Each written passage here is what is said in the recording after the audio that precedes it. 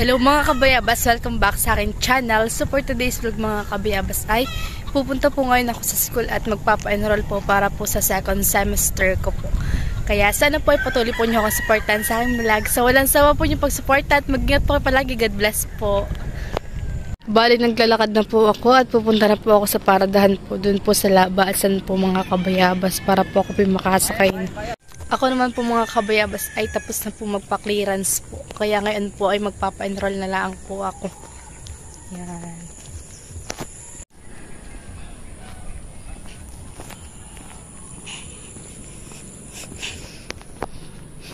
Medyo malayo-layo pa rin po yung aking lalakarin. Sana po may dumaan na pong tricycle.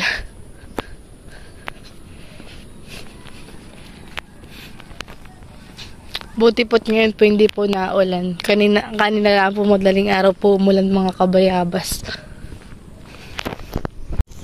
Bali magpapa-enroll po ako ngayon mga kabayabas at pagkatapos po ng enrollan ay February na po ang balik ko. Yan, siguro po ay first week or second week po ng February ang pasokan ko po mga kabayabas para po sa second semester.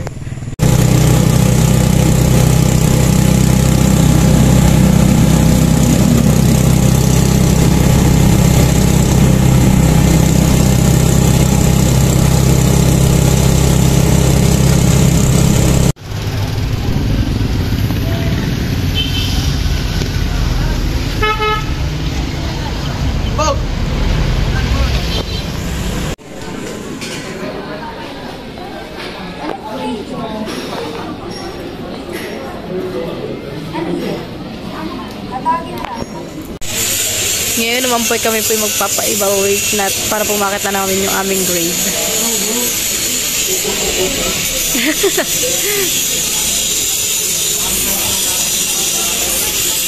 Yan po yung mga kaklase ko mga kabayabas.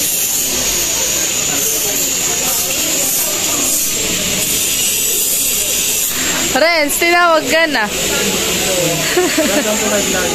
Welcome to everything in the world. Iki mo. Shout out! Shout out na po pala ka Ingrid. I vlog. Naira Marie po. Welcome lang po natin ito lang. Naira Marie. Ana Marie. Naira Marie. Laira, hindi Ana. Ito pinipicture na yan. Na-vlog ko daw. I-vlog mo kami ha. Yeah. In my life. Ginagawa ko pag alam mo pagkabagi mo ligis mo before I sleep. Before I sleep.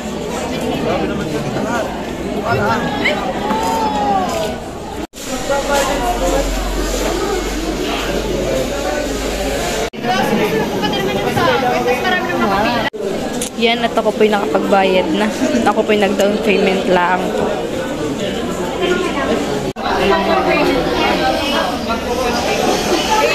Ginagawa po din sa rice. Magpapa-advise na po ako ngayon mga kabayabas para malaman ko na po yung section ko.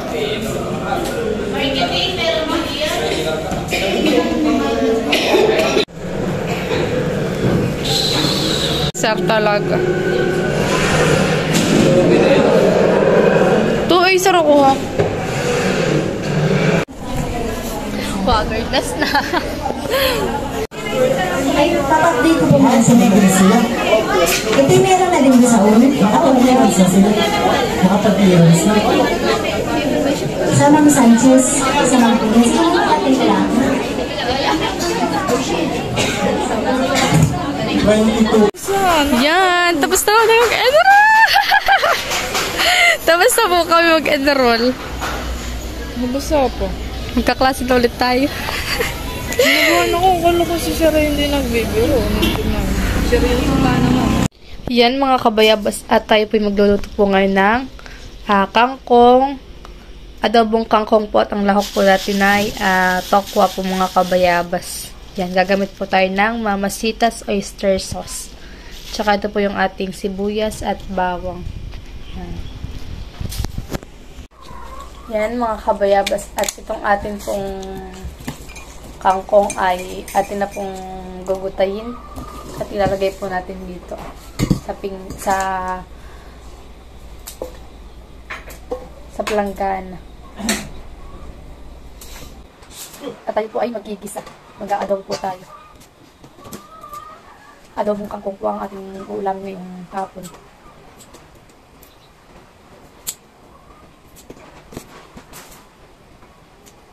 Sa loob po natin ay tokwa mga kabayabas.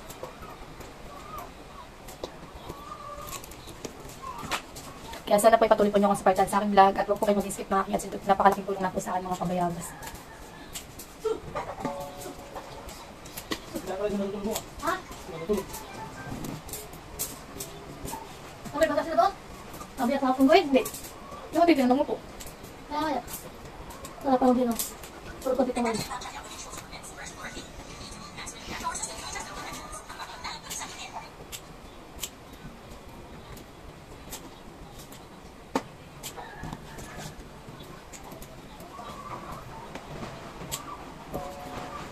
Yan mga kabayabas at tapos ko na po siyang gutayin. At ito po ay dalawang tali po ito mga kabayabas na kangkong. Yan. Ito naman po ang ating hihiwain mga kabayabas. Panlahok po natin sa adobo.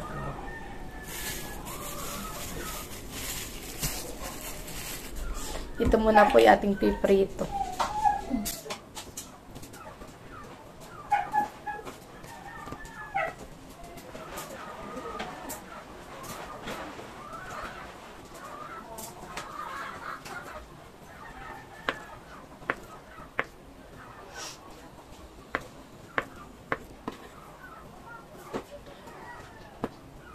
Para po siya ay crispy.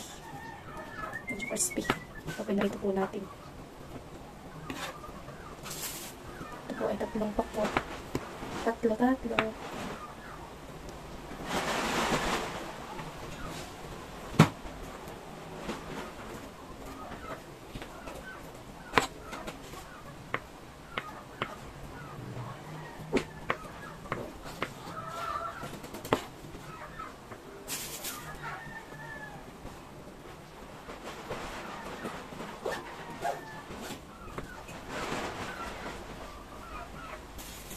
Last one.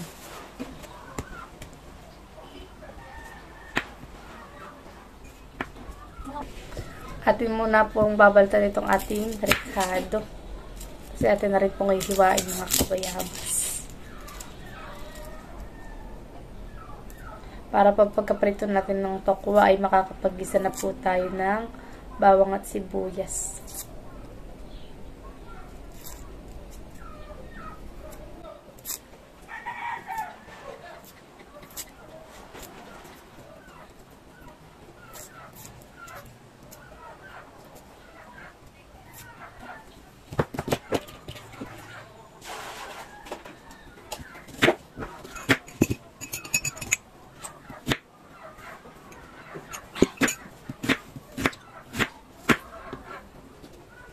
Tayo pinaghihiwa na.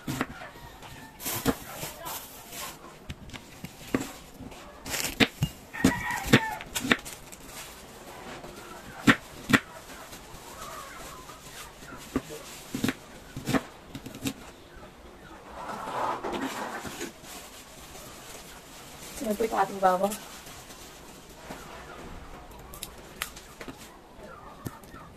Tingnan na po baba natin.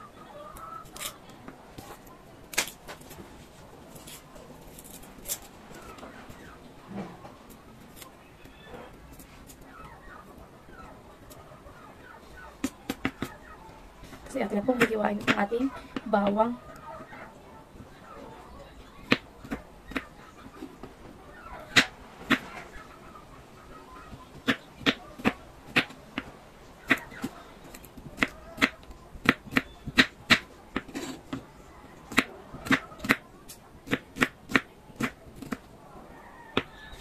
Yan, okay na po. At tayo po magpiprito na. Yan. Kasi ito po nga rin gagamitin ang mamasitas po oyster sauce. Naglagay na po tayo mga kabayabas ng mantika. Pero sakto lang po yung nilagay po nating mantika dahil magpiprito lang po tayo po na itong ating pong tokwa. Yan. Yan, at nagsaklang na po tayo ng tokwa. Tapos ay may doon pa rin po tayong isasaklang pa, pangalawang batch.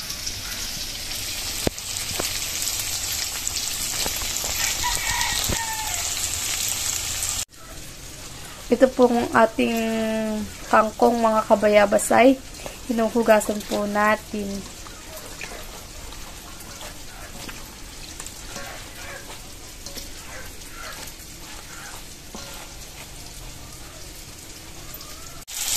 Yan mga kabayabas at medyo nag-golden brown na po siya.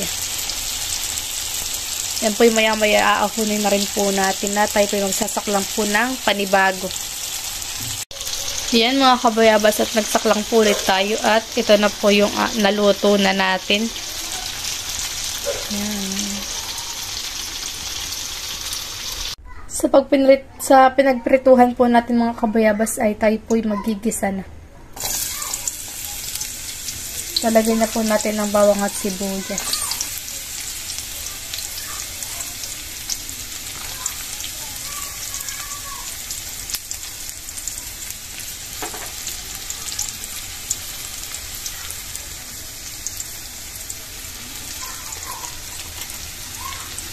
Haluin na po natin.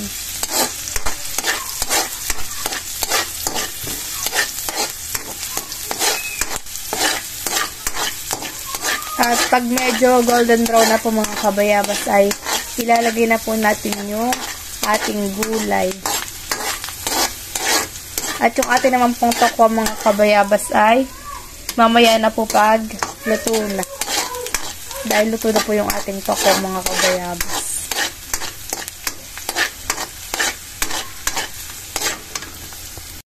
Yan mga kabayabas at ilalagay na po natin yung ating gulay na kangkong.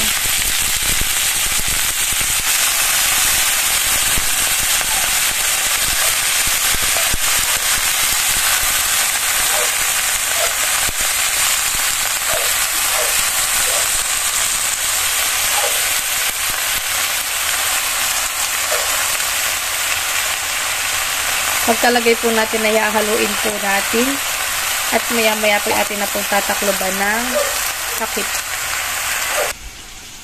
Yan, at tayo po ay naghahalo na. At ilagay na po natin yung ating kangkong.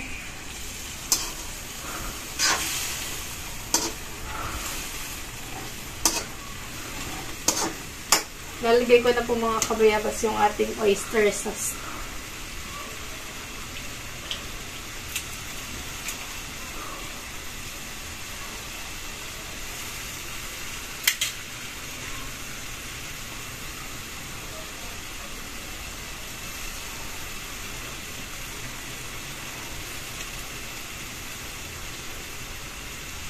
Kasi atin pong ulit hahaluin.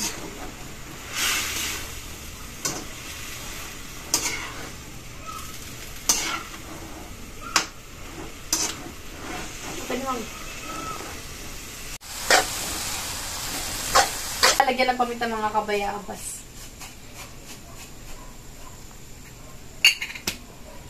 Tapos po ilalagay na rin po natin itong ating tokwa. Kasi haluin na po ulit natin.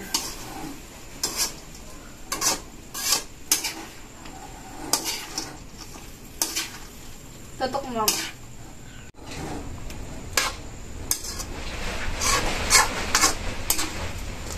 Ibigyan po natin sila lula-pulan.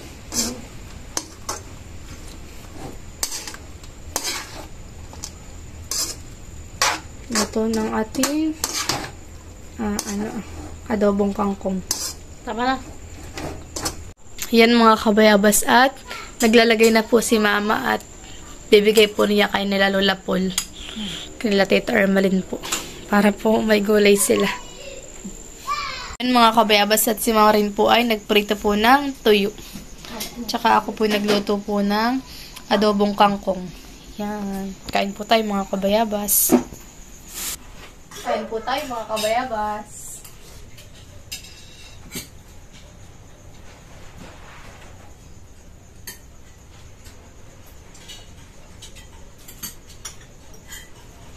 Ano si anak? Oh.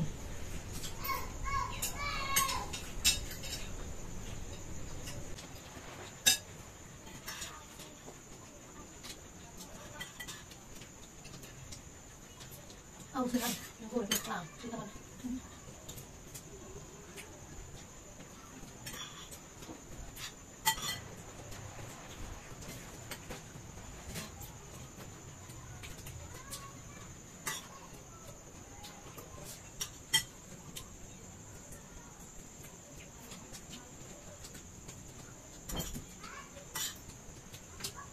Ito po yung bago at mahal na.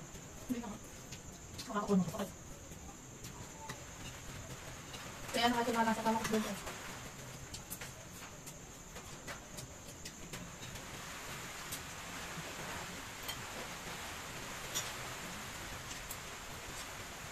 Nasa kamang doon pa na rin.